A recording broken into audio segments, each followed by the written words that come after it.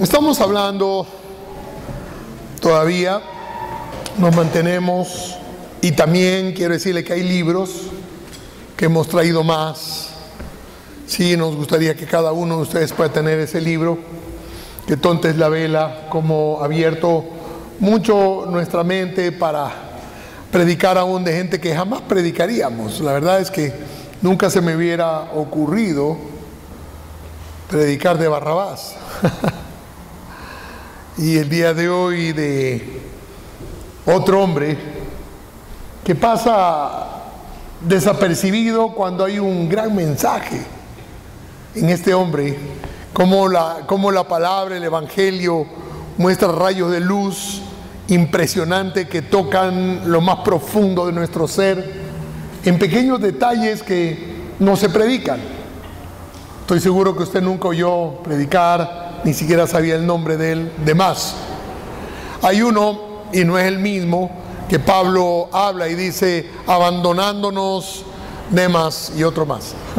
Por ahí aparece, ¿verdad? Pero no ese, sino aquel hombre, como testigo, que le hemos puesto Demas el celote.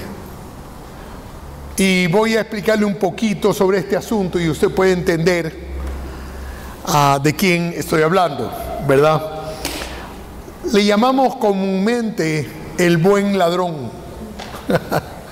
El buen ladrón. Y claro, si estás ahí para morir no eres bueno por ningún lado, ¿verdad? Pero la tradición la ha mencionado como ladrón, pero en realidad no eran ladrones. Tanto Barrabás como Demas y Matías, que es el otro ladrón, el otro que le dicen ladrón, eran celotes, es decir, eran guerrilleros que defendían su patria, su nación, ante la invasión de los romanos. Es como decir la resistencia francesa. En la Segunda Guerra Mundial, la resistencia francesa que defendía su país, no es que eran malos, sino que tomaron las armas y lucharon contra los alemanes, pero ellos también sufrieron muchísimo porque los golpeaban, los sacrificaban, los mataban cuando agarraban a la gente de la resistencia. Bueno, en este caso es lo mismo. Son para reconocerlos de alguna manera como insurgentes. Y esa es la palabra que se usa cuando se pone sobre Jesús, rey de los judíos, sobre ellos se ponía insurgentes, ¿sí? Como testimonio de lo que ellos eran. Entonces, entendiendo esto, podemos entender o comprender otras cosas que los revolucionarios aprovecharon en esa época la Pascua para poder complicar un poco más a los romanos las festividades religiosas. Y aparentemente eso es lo que sucedió. Tanto los rebeldes Barrabás, Demas o llamado el buen ladrón, y Matías, también llamado el mal ladrón, son tomados presos en el mismo tiempo. Es decir, los agarran a todos y los meten a todos ellos presos. También a Jesús, al que los sacerdotes consideraban peligroso, no porque hubiera luchado con armas, sino más bien por las enseñanzas. Y durante el juicio de Jesús de Nazaret, Pilato ofrece soltar, eso lo hablamos recientemente, uno de estos ladrones, podía ser cualquiera, ¿sí? Y ofrece a Barrabás. Y obviamente Pilatos hizo todo lo posible para salvar a Jesús. Él no quería, porque decía, este hombre no ha hecho nada malo. Esto sí, porque eran enemigos de los romanos. A ellos no les importaba si eran ladrones y robaban ahí a los judíos, hubiera sido para ellos bueno, ni les hubiera importado. Pero en el otro caso sí, porque eran guerrilleros que mataban romanos. Entonces, esos eran los enemigos reales, pero Jesús no. Y entonces cuando es traído, Demas, porque cada uno de ellos tenía que pasar un proceso donde los llevaban para ser golpeados, Demas es llevado a este lugar donde está Jesús, y obviamente la sorpresa de él es que se encuentra no con Barrabás sino con Jesús. Es decir, nos agarraron y ahí nos van a torturar, pero encuentran que están torturando a un hombre que él no conoce, ¿sí? y ve que cómo lo golpean, viene desfigurado su rostro, porque la Biblia nos habla que lo desfiguraron de los golpes, con sangre en su barba, había sido lacerado por todo lado, ensangrentado, y lo están golpeando. Él sabe que luego él va a tener que pasar por ese proceso. Sin embargo, parece ser que él comienza a notar algo diferente en Jesús desde el momento que lo conoce por las palabras finales, ¿verdad? Pero obviamente que le llama la atención porque no maldice, no se queja. Es como que está llevando la carga pesada y los golpes los sufre en silencio como si fuera culpable. Normalmente los culpables dicen: yo no soy culpable, pero este no es culpable, pero no se defiende. Y para este hombre es sorprendente ver a alguien con esa actitud. Él está acostumbrado a andar con gente violenta, son guerrilleros, han matado gente, pero ese de ahí no parece ser un tipo malo. Además, tampoco lo conoce. Los dos revolucionarios obviamente estaban esperando su muerte. Y por eso quiero hablar de este hombre que le he llamado el hombre de la conversión tardía. El hombre de la conversión tardía. Ese es Demas. Y ellos, llega un momento después de los golpes que tienen que ir juntos hacia el lugar donde los van a crucificar. Se abren las rejas y son obligados los tres a llevar un gran peso, que es la cruz. El primero en salir es Jesús, el segundo es Demas y el tercero es Matías. Caminan y la gente hace burla. Es un espectáculo horrible, porque no solamente es que están cargando una cruz, sino que están profundamente heridos, lacerados, y están semidesnudos y caminan por las calles en medio de la burla de la gente. Pero Demas observa que este primer hombre, mientras se burlan de él, contesta amablemente, calla ante sus agresores, es más, los bendice. Seguramente escucha algo que dice: ten misericordia de ellos, Padre. Él no puede comprender que los romanos lo golpean, es más, le pegan en las partes de sus piernas para provocar su caída, que sea más doloroso. La idea de la crucifixión es que sufran con mucho dolor, porque tiene que ser algo que asuste a los demás guerrilleros, que la gente no quiera estar ahí. Entonces tiene que estar plagado de dolor, lleno de sangre. Pero Jesús no maldice.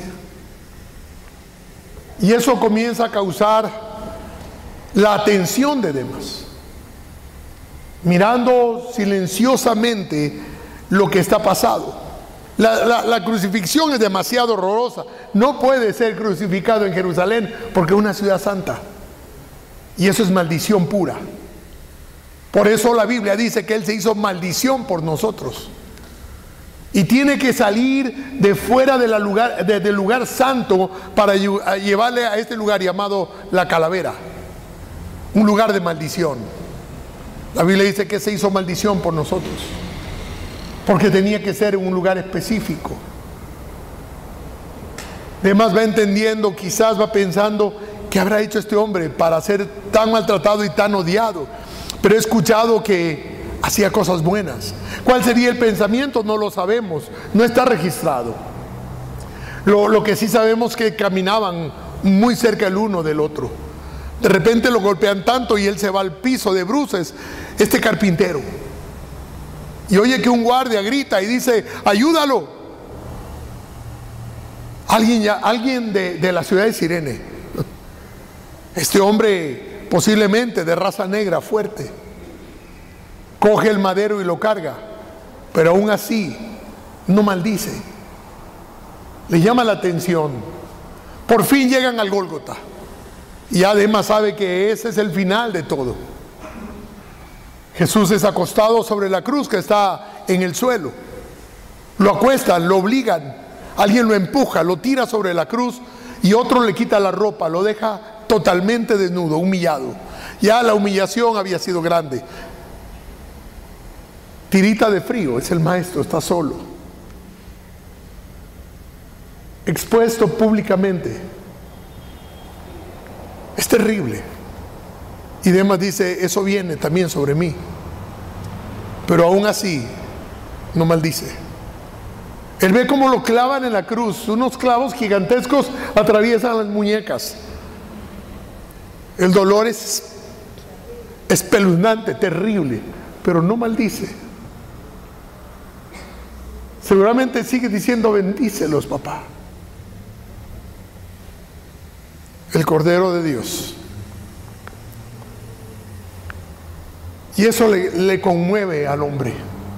Lo conmueve profundamente. Él está pensando, realmente yo lo merezco. Pero este hombre, usted sabe, una vez clavado en la cruz, después del dolor, hacen unos orificios en el piso profundos para poder clavar la cruz ahí. Tiene que ser profundo. Por lo menos tiene que tener 1,5 metros, si no se cae.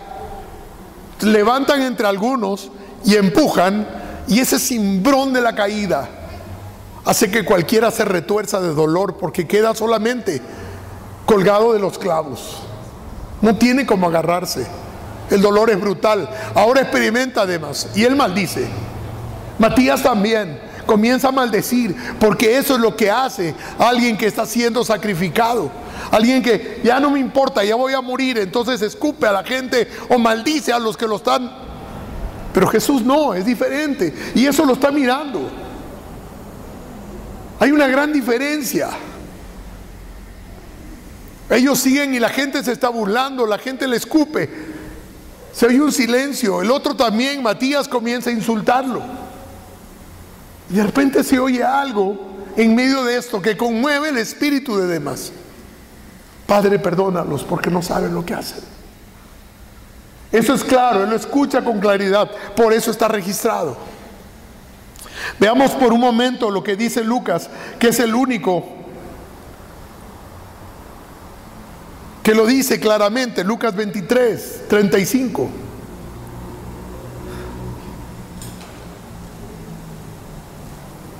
La multitud observaba y los líderes se burlaban. Por un momento yo quiero que piense, ¿estarían estos hombres, quizás Demas tenía lágrimas en los ojos por el dolor, tiene que haber llorado por dolor, pero al mismo tiempo mira al uno que maldice, mira a la gente que maldice, y de repente se cruza los ojos con el maestro? Hay algo que él comienza a experimentar que nunca lo había experimentado antes: la paz que sobrepasa todo entendimiento. Mientras el uno se acerca hacia Jesús en medio del dolor, su dolor es calmado por la presencia y la paz que emana este hombre. El otro no. Y yo me doy cuenta de algo. Cuando hablamos de Jesús, suceden dos cosas.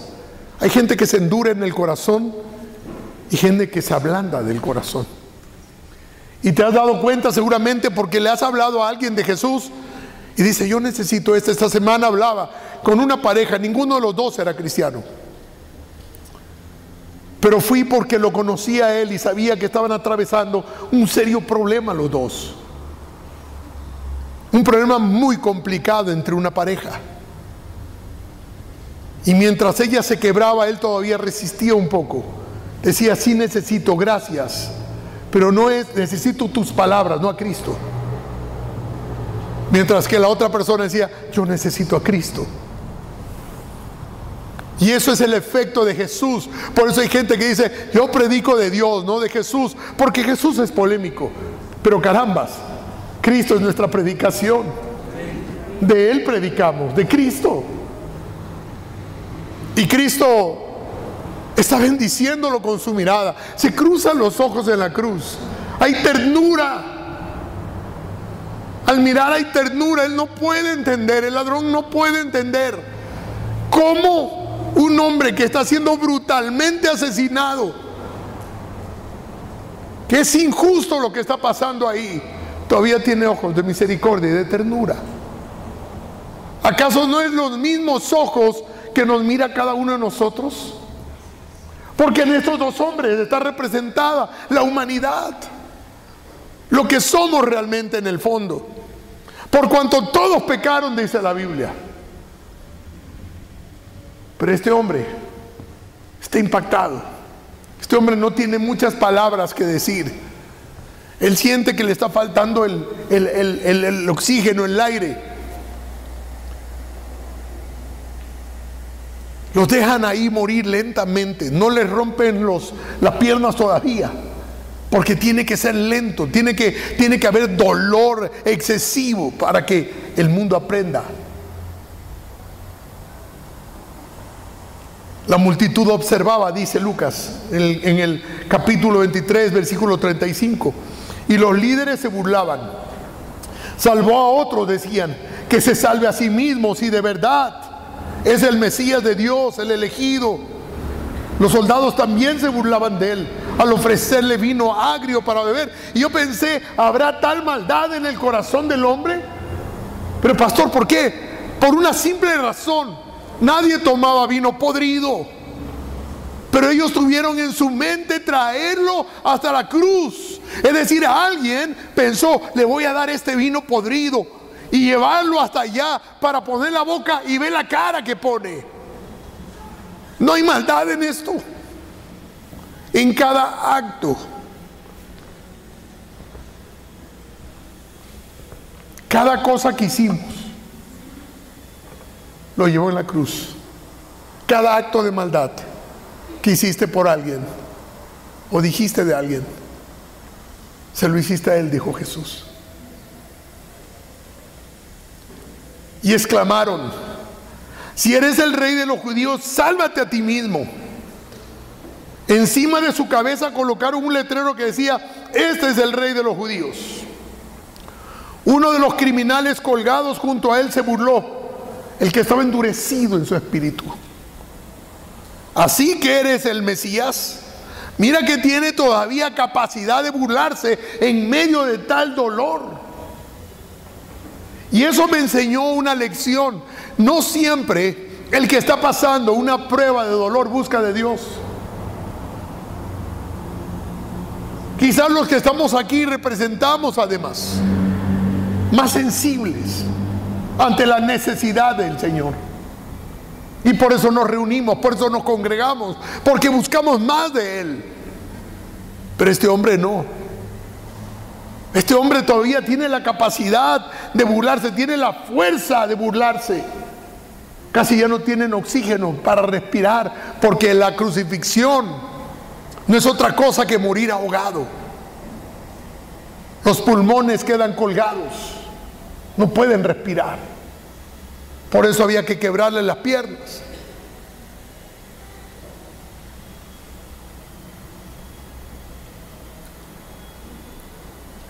Así que eres el Mesías, demuéstralo salvándote a ti mismo y a nosotros también. Pero el otro criminal protestó: ¿ni siquiera temes a Dios? Mira esas palabras, porque está reconociendo quién es el que está al lado de él. ¿Ni siquiera temes a Dios? Ahora que estás condenado a muerte. Nosotros merecemos morir por nuestros crímenes, pero este hombre no ha hecho nada malo. Se da cuenta, reconoce, sabe que no lo ha hecho. Lo vino pensando, lo vio actuar en cada momento. Decía: este hombre es bueno, ¿por qué lo está matando? Es lo mismo que sintió Pilatos, el justo por los injustos, dice la palabra. Jesús respondió: te aseguro que hoy estarás conmigo en el paraíso. Y Lucas es el único, queridos hermanos, que narra este diálogo y nos revela uno de los momentos más conmovedores de paciencia, fe y redención en las Escrituras, que nos muestra el cambio en el corazón radical de un hombre que no tiene tiempo para ser predicado. Podemos hablar de hombres de la fe, de Hebreos en el capítulo 11, y nos hablan de maravillosos hombres y mujeres de fe, pero el que más fe tiene entre todos estos, y no es mencionado, es este hombre. Porque los demás, por ejemplo, Moisés tuvo la zarza ardiente, Abraham tuvo la visitación de ángeles, el anunciamiento, tuvieron tiempo para... Pero este hombre no. Este hombre estaba en lo suyo, un celote, un guerrillero, matando gente. Había sido atrapado, condenado, tenía que morir según la ley. La ley, por supuesto, de los romanos. Y ahora, en ese momento de angustia, mientras todo el mundo se burla, hermanos, todos tenían la posibilidad de reconocerlo o burlarse.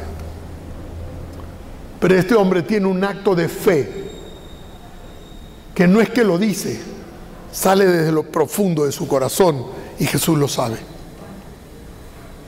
Solamente un momento de fe. ¿Cuántas veces lo he dicho aquí? Si usted viene al altar y acepta al Señor Jesucristo con fe y orando con lágrimas, como ha venido mucha gente al altar, y dice: yo necesito de Cristo, tú eres salvo inmediatamente.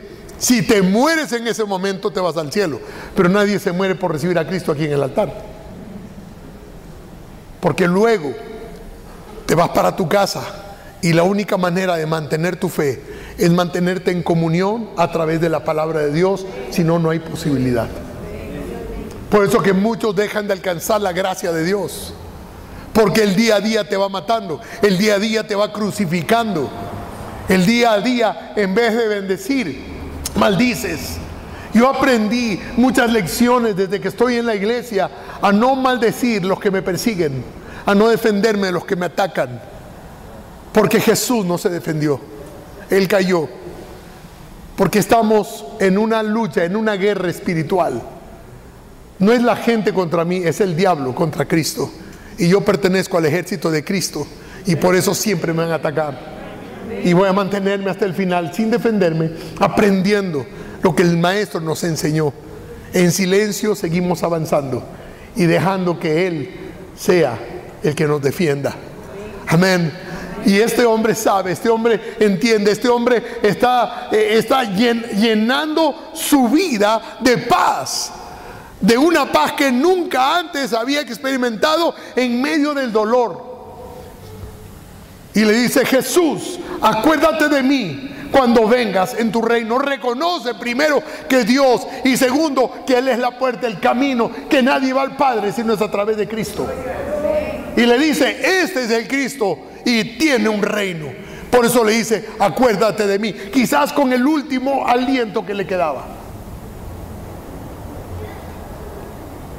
Lo mira después de eso y escucha un grito que dice: tetelestai, cumplido está, y muere.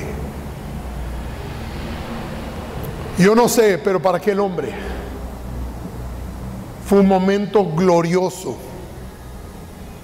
Alguien vino y le rompió las piernas a estos hombres para que mueran rápido, porque Jesús ya había muerto.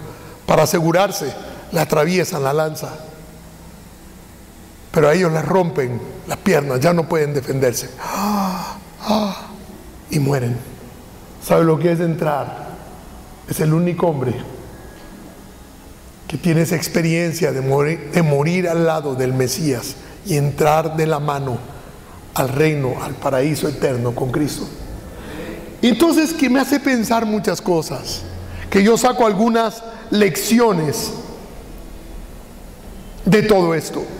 Primero, solo uno de los ladrones se le dio esta promesa. Solo aquel que confesó a Jesús como Señor recibió la promesa. La Biblia dice que el que confesara a Jesús con su boca será salvo. El Señor no solamente entendió que este hombre necesitaba de Él, sino que lo confesó con su boca y recibió la salvación. Romanos capítulo 8 versículo 7 dice: por cuanto la mente carnal es enemistad con Dios. Por eso es que el otro hombre no podía entender, porque su mente carnal no le permitía. No observó lo suficiente para saber que caminaba con el Salvador de su propia vida. A veces estamos en la iglesia y unos entienden y otros no. que cantamos al Salvador de nuestras vidas, al que venció en la cruz del Calvario. Unos entienden, otros no. La verdad es que los hombres se han vuelto en contra de Dios de muchas maneras, algunas veces abiertamente y otras secretamente. ¿Cuántas cosas tú has hecho en silencio en contra de Dios sin que nadie supiera? ¿Alguna vez has estado enojado contra Dios por no haberte bendecido más? Y te enojas. Pero uno de ellos reconoce su pecado, sabe que es culpable y que Jesús es inocente y pide misericordia. Y entonces no lo manda al limbo a esperar ni al purgatorio, sino que le dice: hoy mismo estarás conmigo. ¿Qué quiero decirle con esto, hermano? No importa cómo fue su vida, si en un momento de su vida usted le dice: perdóname, eres perdonado, y si ese momento tú partes, te irás eternamente con el Señor. Eso es un asunto de fe, de convicción. Por eso mantenemos nuestra fe domingo a domingo, semana tras semana. Mantenemos nuestra fe porque seguimos vivos.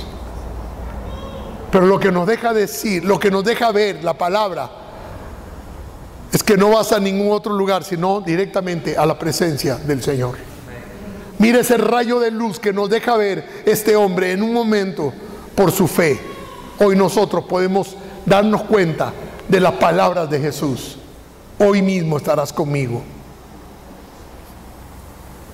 Dice Marcos 16:16: el que creyere será salvo, mas el que no creyere será condenado. Segundo, la salvación es por fe. Cuando Demas confió en Cristo, sus pecados fueron inmediatamente limpiados por la sangre del Salvador, el que estaba emanando sangre al lado de él, el Cordero de Dios que quita el pecado del mundo, al lado de Demas. Dice: esta sangre te está salvando. Y este hombre recibe esto simplemente por un tema de fe. Tan pronto como usted cree, Cristo sella con su sangre su fe. Usted está creyendo y Cristo está poniendo un sello: este es mi Hijo amado. Y el Padre lo recibe por la sangre de Cristo. Por eso que usted y yo hoy podemos gozar de la salvación por el sello que ha puesto el Señor en nuestras vidas. Pero es con tinta y es con sangre. Así que hoy yo puedo decirte con toda la confianza: sigue adelante, tú eres salvo por medio de la fe. Esto no es de nosotros, porque es un don de Dios, porque nadie puede gloriarse de algo que no ha hecho. El único que lo hizo fue Cristo por nosotros. Reciba la salvación en esta mañana. Denle un aplauso al Señor. Y por último, ¿qué convenció a Demas? ¿Sabe qué? Su actitud. Jesús predicó con acciones y me hizo pensar cuántas veces nosotros decimos que amamos al Señor, pero nuestras palabras son duras con nuestros cónyuges, con nuestros hijos, con nuestros jefes. Y eso hace que los hombres no puedan ver a Cristo en ti. Si algo convenció además es el estilo de morir del Maestro, no de vivir, porque Él no lo vio en vida realmente. Él lo vio nada más desde el momento de su dolor a la cruz. Lo vio caminar, lo oyó murmurar, le escuchó hablar y dijo: este es verdaderamente el Hijo de Dios. Y por eso entregó su vida. Yo le invito en esta mañana, pensando en esto, porque la Biblia dice que el que comenzó la buena obra en nosotros nos va perfeccionando. Que nuestras palabras siempre sean sazonadas con sal. Que sean palabras siempre de ánimo para levantar a los demás. Que no salga de nuestra boca perversidades ni destrucción contra alguien. Si por creer que debes defenderte debes atacar a otro, no lo hagas. Solamente enmudece y sigue adelante. Aprende del Maestro y entonces mucha gente se va a convertir al Evangelio por tu forma de vivir. El cristianismo es un estilo de vida, hermanos. No es una religión. La religión es inventada por hombres para tratar de acercarse a Dios. Pero la Biblia dice que Dios se acercó a nosotros primero. Y eso es amor. Vamos a ganar Cuenca para Cristo con nuestras acciones. Tu familia, por nuestras actitudes. Se burlan de ti, calla. No te defiendas, deja que el Espíritu Santo lo haga. Él es el que vino a convencer al mundo de pecado, de justicia. Por eso en esta mañana Demas era un buen testigo para predicar de él. Porque sin haber escuchado, visto lo que Cristo hizo, creyó en él por su actitud ante la muerte. Pongámonos de pie y oremos en esta mañana.